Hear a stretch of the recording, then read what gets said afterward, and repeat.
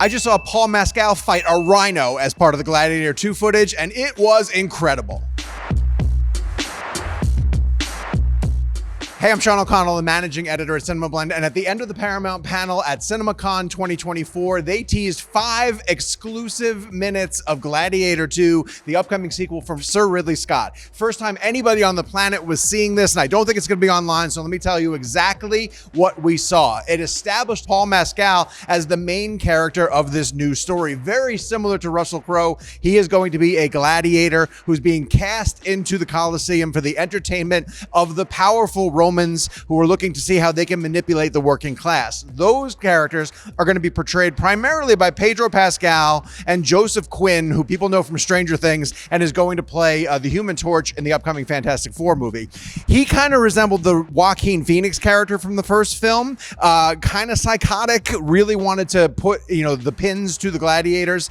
And then we see Denzel Washington, who is going to be serving as Paul Mescal's mentor. What they've done on the scale of the new fights in the Gladiator realms is what stood out to me the most. It is a doubling down of the threats inside the ring of the Colosseum for the gladiators. Primarily them having to face animal threats. In one battle sequence, Paul Mescal and the other gladiators are taking on what looked to be like savage monkey creatures.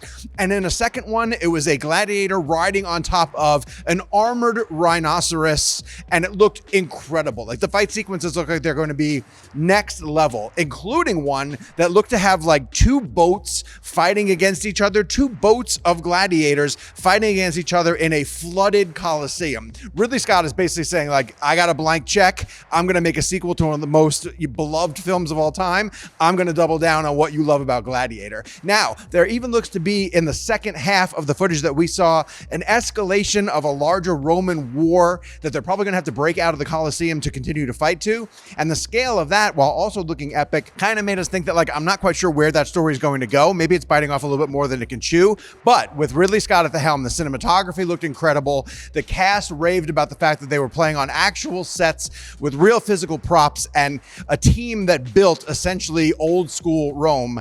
And if you loved the first Gladiator movie, this is going to double down on everything that you enjoyed. It was the perfect way for Paramount to end their panel discussion.